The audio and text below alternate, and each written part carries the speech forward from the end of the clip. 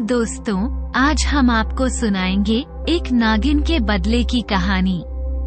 अगर आप हमारे चैनल पर नए हैं तो प्लीज हमारे चैनल को लाइक करें, सब्सक्राइब करें और शेयर करें। दोस्तों, एक छोटा सा गांव था। उसमें एक किसान अपनी पत्नी और अपने छोटे से बेटे के साथ रहता था। किसान बहुत भोला भाला था और अपनी खेती ही करता था। खेती से जो फसल होती उसे ही बेचकर अपना गुजारा करता था। किसान की पत्नी भी बिल्कुल भोली भाली और बहुत ही पूजा पाठ और धार्मिक प्रवृत्ति की थी। वह अपने घर के कामों में व्यस्त रहती और जब समय मिलता तो किसान के साथ खेतों में जाकर काम कराती और अपने बच्चे को पालती। ऐसे ही किसान और उसका परिवार बड़ी खुशी के साथ रह रहा था। एक दिन किसान खेत में काम करने के लिए गया और जैसे ही वह खेत में खुदाई कर रहा था, तभी उसने देखा कि उसकी कुदाल के नीचे एक सांप आ गया, जो कुदाल की चपेट में आने से मर गया। अब सांप तो मर गया, लेकिन किसान को बहुत दुख हुआ। उसने देखा कि उस बिल में एक छोटा सा सांप का बच्चा भी था, लेकिन नागिन वहाँ पर नहीं थी। अब वो सोचने लगा कि सांप तो मर गया, शायद नागिन हो भी, शायद नहीं हो, लेकिन ये बच्चा तो अनाथ हो गया। मुझसे बहुत बड़ा पाप हो गया। अगर वो नागिन होती तो मुझसे जरूर बदला लेती। अब उसने सोचा कि अब मैं इस बच्चे को ऐसे तो छोड़ूंगा नहीं, और उस बच्चे को वो अपने घर ले आया और भगवान का नाम लेकर उसने कहा कि मैं अब इसका पालन पोषण करूंगा। आज से यह मेरा दूसरा बेटा होगा। आज से मेरे दो बेटे होंगे। जब वो अपने सांप के बच्चे को टोकरी में डालकर अपने घर ले आया तो उसने अपनी पत्नी को सारी बात बताई कि कैसे कुदाल से उसके हाथों आज सांप की हत्या हो गई। लेकिन उसकी पत्नी तो बहुत ही भोली थी। उसने उस सांप के बच्चे को कहा कि ठीक है, यह आज से हमारा दूसरा बेटा होगा। उधर जब नागिन अपने बिल में आई तो उसने देखा कि सांप मरा पड़ा हुआ है, तो उसका तो रो रो कर बहुत बुरा हाल था। उसने सोचा कि शायद उसके बच्चे को भी मार दिया होगा, क्योंकि उसका बच्चा भी नहीं था। उसे नहीं मालूम था कि किसान ने उसके पति को मार दिया। उसने सोचा कि शायद मेरे बच्चे को भी मार दिया होगा, उसे कहीं दूसरी जगह फेंक दिया होगा। नागिन अपने पति को जब रोई, खूब विलाप किया, तो उसने अपने पति की मृत्यु पर वचन दिया और कहा कि जिसने भी मेरे पति को मारा है, मैं उसके परिवार के एक एक सदस्य को खत्म कर दूंगी और मैं तुम्हारे पास आ जाऊंगी जब मेरा बदला पूरा हो जाएगा। और उसने ये कसम खा ली कि आज से ही मैं उसको ढूंढ कर रहूंगी और उसके घर के एक एक सदस्य को मार कर ही दम लूंगी। अब नागिन है प्रतिज्ञा कर ली। अब किसान हर रोज की तरह काम करने हल जोतने अपने खेतों में गया, तो वही कुदाल उसके हाथ में थी जिससे कल सांप कटा था। उस पर थोड़ा सा खून लगा था। अभी वह नागिन वही थी और वह इंतजार कर रही थी, ढूंढ रही थी कि किसने मेरे पति को मारा है। जब वह किसान कुदाल लेकर उस खेत में गया तो उस नागिन ने देखा कि उसकी कुदाल पर थोड़ा सा खून लगा हुआ। वो समझ गई कि जरूर यही किसान है जिसने मेरे पति को मारा है। अब वो किसान का पीछा करने लगी। किसान जब खाना खाने के लिए दोपहर में घर गया तो वह किसान के पीछे पीछे उसके घर तक गई। लेकिन किसान की पत्नी ने किसान के अंदर जाते ही तुरंत दरवाजा बंद कर दिया। वह नागिन उसका घर के बाहर इंतजार करने लगी और थोड़ी देर बाद वह सोचने लगी कि किसान बाहर निकलेगा या कोई खिड़की दरवाजा तो खोलेगा जिससे वह उसके घर के अंदर प्रवेश करेगी। अब थोड़ी देर बाद किसान फिर खेतों की तरफ निकल चला और जो किसान की पत्नी थी उसने अपने घर की खिड़की खोल दी। अब जो नागिन थी वो खिड़की के रास्ते घर में अंदर प्रवेश कर गई और घर के एक कोने में छिपकर बैठ गई। उसने देखा कि किसान का छोटा सा बेटा चटाई पर खेल रहा है। उधर किसान की पत्नी ने देखा कि जब तक बच्चा खेल रहा है तब तक मैं घर के बाकी कामों को कर लेती हूँ। किसान भी चला गया। बच्चे को खेलता छोड़कर उसकी किसान की पत्नी अपने घर के कामों में लग गई। अब उस नागिन ने देखा कि किसान का बेटा अकेला है। उसने मौका देखते ही उस बच्चे को डस लिया। जैसे ही वह बच्चे को डस कर खिड़की के रास्ते बाहर जाने लगी, तभी वह किसान आ गया और उसने उस नागिन को जाते हुए देख लिया। वह दौड़ता हुआ चिल्लाया कि जरूर इसने मेरे बेटे को डस लिया। उधर से किसान की पत्नी ने भी उस नागिन को देख लिया। वह भी चिल्लाती हुई अपने बच्चे के पास पहुंची। अब किसान को आभास हो गया कि जरूर यह वही नागिन होगी जो मुझसे बदला लेने के लिए आई होगी। और जब अंदर जाकर किसान और उसकी पत्नी ने देखा तो उसके बेटे को एक नागिन डस चुकी थी। वो जोर जोर से चिल्लाने लगे और बच्चे को लेकर इधर उधर भागने लगे। लेकिन गांव बहुत छोटा था और उस गांव में कोई अस्पताल नहीं था। अस्पताल शहर में था जो कि वहां से बहुत दूर था। किसान गरीब था। उसके पास कोई साधन भी नहीं था जिससे कि वो तुरंत शहर पहुंच सके। मगर अब वो क्या कर सकते थे? इतने अधिक रुपए भी नहीं थे उनके पास। वे अपने बच्चे को बचा पाते। अब उनके बच्चे के मुंह से झाग निकलने लगा क्योंकि वो मर चुका था। दोनों अपने बेटे को लेकर बहुत विलाप करने लगे और आखिर में उसका दाह संस्कार कर दिया। अब दोनों गुमसुम रहने लगे। किसान बोला कि अब जो होना था वो तो हो गया। उसने अपनी पत्नी को समझाया और कहा कि सांप का बेटा ही अब हमारा बेटा है। अब हम उस सांप के बेटे को ही अपना बेटा समझकर पाल लेंगे। अब हम दिन रात उसकी देखभाल करेंगे जैसे अपने बेटे की करते थे। लगता है नागिन को उसके बेटे को मारकर कुछ राहत मिली थी। उधर जो नागिन थी वो खुश थी कि चलो उसने अपना एक बदला तो ले लिया। अब वह फिर किसान को मारने के लिए, उसकी पत्नी को डसने के लिए खिड़की के रास्ते फिर घर में आ गई और वह घर में छिपकर बैठ गई। वहां का दृश्य देखकर उसकी आंखें फटी की फटी रह गई। उसने देखा कि किसान और उसकी पत्नी सांप को दूध पिला रहे हैं जो सांप का बच्चा था। उसे देखकर वह रो पड़ी और ये दृश्य देखकर वह हैरान हो गई कि ये तो मेरे बच्चे को पाल रहे हैं। मैंने तो इनके घर के चिराग को मार दिया। किसान ने तो बिना सोचे समझे उसके पति को मारा था, लेकिन मैंने तो उसके बच्चे को जानबूझकर और बदला लेने के लिए मारा। और वे मेरे बच्चे को ऐसा प्यार दे रहे हैं। उसकी आंखों से आंसू छलक गए। अगर वो अपने बच्चे को इस तरह पहले देख लेती तो वो उसके बच्चे को नहीं मारती।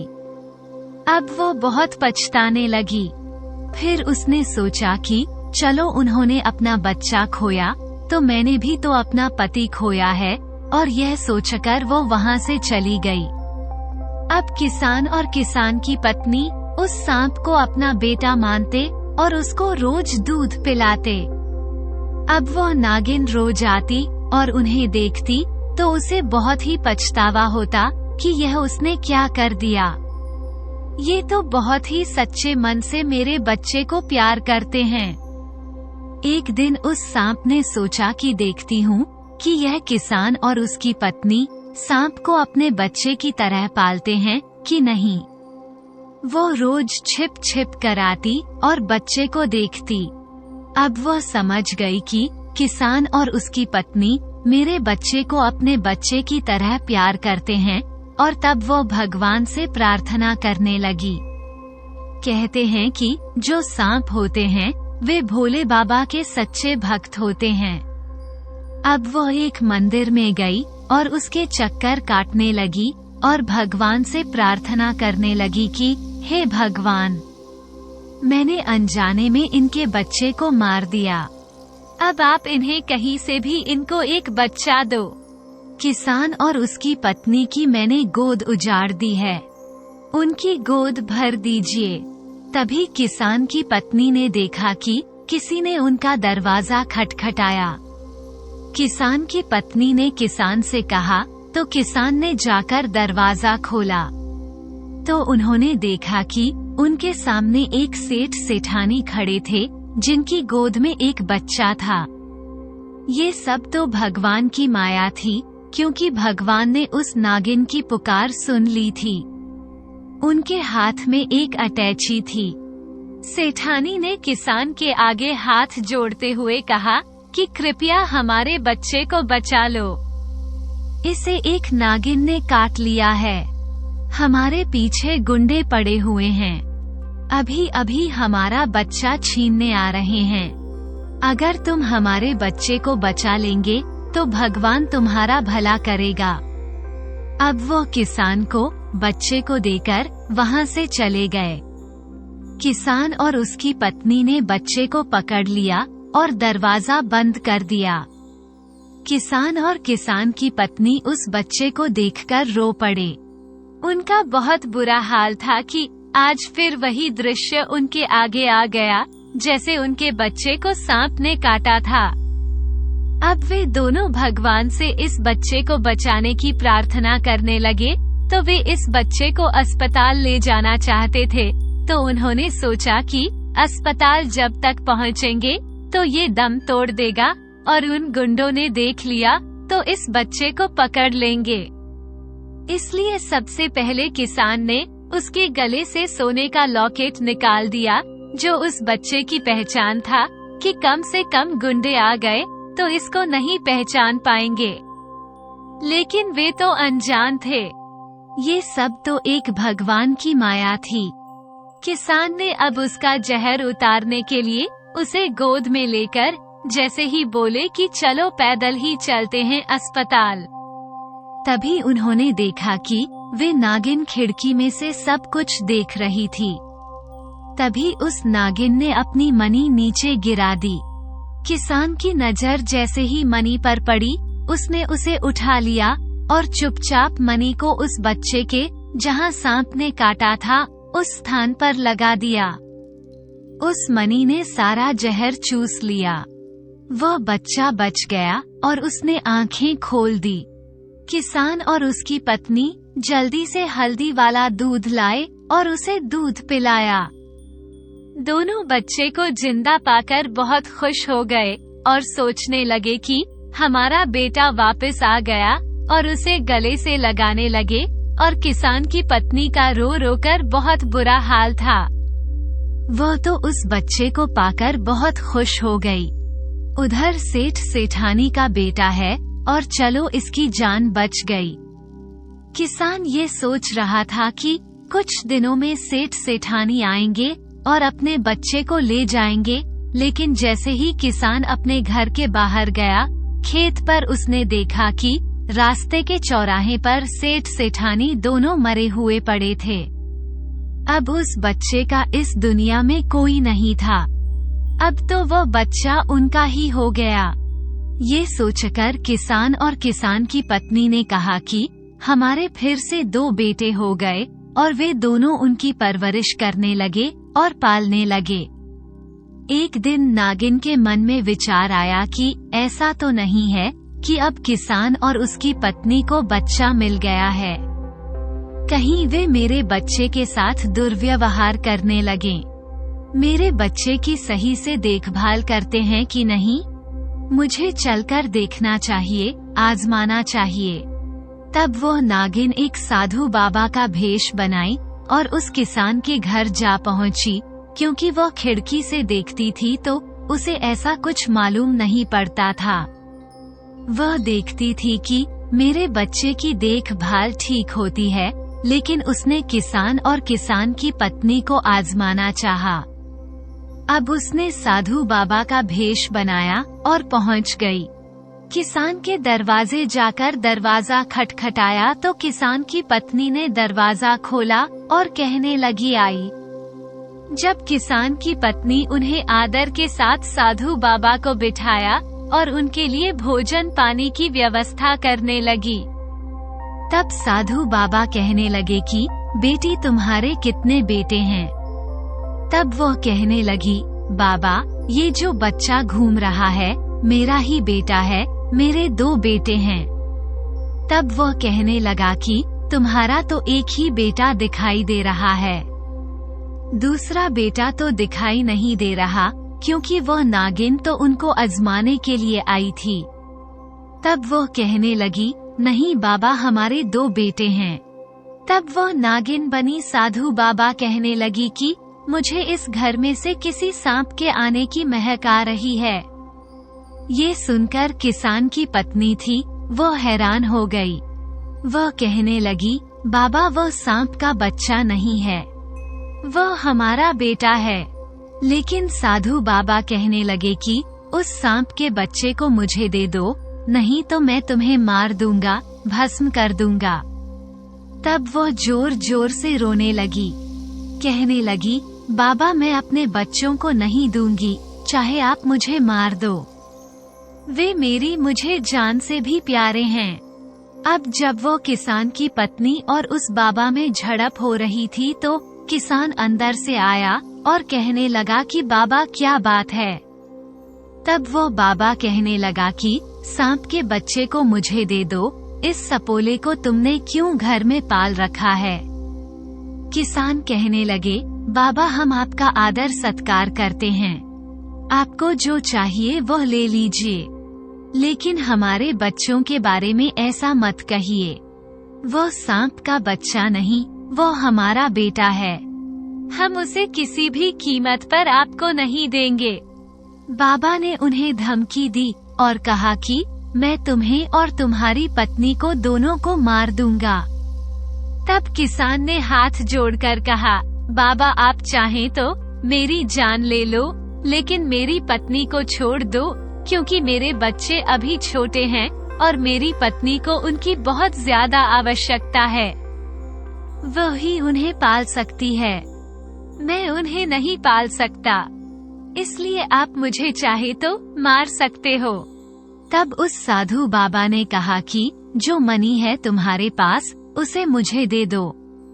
तब उस किसान ने कहा कि हाँ बाबा, मैं उस मनी का क्या करूँगा, उसे उसकी कोई जरूरत नहीं है, तुम मनी ले जाओ। और किसान ने वो मनी उनको दे दी। अब वो साधु बाबा उस मनी को लेकर बाहर आ गया। बाहर आकर जब नागिन अपने असली रूप में आई और उसने देखा कि किसान और उसकी पत्नी मेरे बच्चे से बहुत प्यार करते हैं और बिल्कुल अपने बच्चे की तरह पालते हैं, अब उसे उन पर कोई शंका नहीं थी। वो अपने बच्चे को सुरक्षित हाथों में सौंप चुकी थी, क्योंकि उसका बच्चा सुरक्षित है। तभी वो अपने पति के पास गई और कहने लगी कि आज मेरा जीवन सफल हो गया है, मेरा वचन पूरा हो गया है, अब मैं तुम्हारे पास आ रही हूँ, मेरे जीने का कोई औचित्य नहीं है। और वह नागिन अपने पति के पास गई और उसने भी अपने प्राण त्याग दिए। प्राण त्यागने के बाद जब वह किसान बाहर निकला तो उसने देखा कि वह नागिन उसके दरवाजे के पास मरी हुई पड़ी है। तब किसान ने देखा कि वह मनी भी उसके पास पड़ी हुई थी। तब वह किसान सारा माजरा समझ गया कि यह वही नागिन है, जरूर यह हमारी परीक्षा लेने आई थी और अपने बच्चे को देखने आई थी। अब किसान और उसकी पत्नी ने उस नागिन के शरीर को उठाया और उसे उसके पति के शरीर के साथ रखकर दोनों को एक साथ जला दिया, जिससे उनकी मुक्ति हो गई। अब किसान खुश था, आज उसके दिमाग से सारा बोझ हट चुका था। अब किसान और किसान की पत्नी अपने दोनों बच्चों के साथ खुशीपूर्वक रहने लगे और उनका जीवन सफल हो गया, क्योंकि उनके पास नाग मणि थी जो नागिन उन्हें मणि देकर गई थी। उससे घर में किसी चीज की कमी नहीं रही। उनकी जो झोंपड़ी थी वो महल की तरह बन गई। अब उनके दिन फिर गए। दोस्तों, अगर आपको हमारी कहानी पसंद आई हो तो प्लीज हमारे चैनल को लाइक करें, सब्सक्राइब करें और शेयर करें। वीडियो को अंत तक देखने के लिए आपका बहुत बहुत धन्यवाद।